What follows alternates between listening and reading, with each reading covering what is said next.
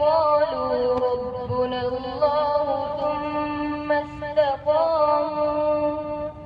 تتنزل عليهم الملائكة ألا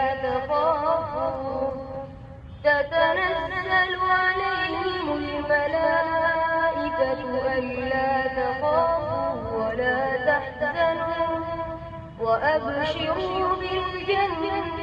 التي كنتم توعدون نحن أولياؤكم في الحياة الدنيا وفي الآخرة ولكم فيها ما تشتهي أنفسكم ولكم فيها ما تدعون نزلا من غفور رحيم ومن أحسن قولا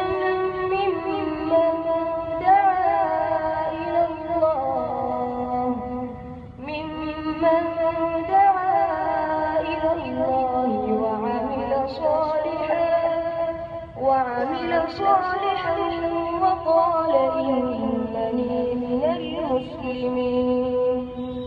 ولا تستوي الحسنة ولا السيئة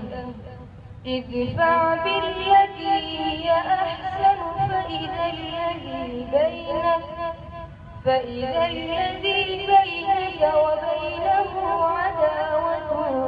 كأنه ولي حميم وما يلقاها إلا الذين صبروا وما يلقاها إلا ذو حظ عظيم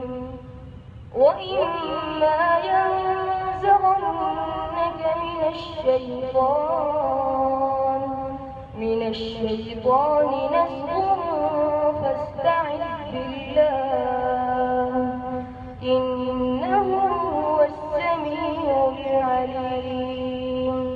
صدق الله